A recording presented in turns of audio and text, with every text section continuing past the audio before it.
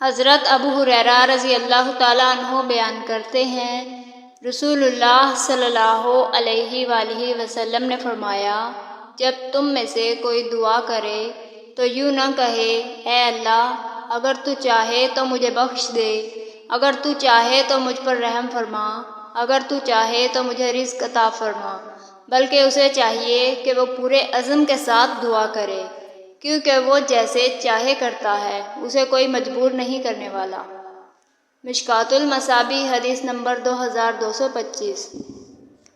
حضرت ابو ہریرہ رضی اللہ تعالیٰ عنہ اور ابو سعید خدری رضی اللہ تعالیٰ عنہ بیان کرتے ہیں، رسول اللہ صلی اللہ علیہ وآلہ وسلم نے فرمایا، جب کچھ لوگ بیٹھ کر اللہ کا ذکر کرتے ہیں تو فرشتے انہیں گھیر لیتے ہیں، رحمت انہیں ڈھانپ لیتی ہے، ان پر سکینت نازل ہوتی ہے، اور اللہ اپنے ہاں فرشتوں کے پاس اس کا تذکرہ فرماتا ہے۔ مشکوٰۃ المصابیح حدیث نمبر 2261۔ حضرت ابو ہریرہ رضی اللہ تعالیٰ عنہ بیان کرتے ہیں، رسول اللہ صلی اللہ علیہ وآلہ وسلم نے فرمایا، جس شخص نے سورج کے مغرب کی طرف طلوع ہونے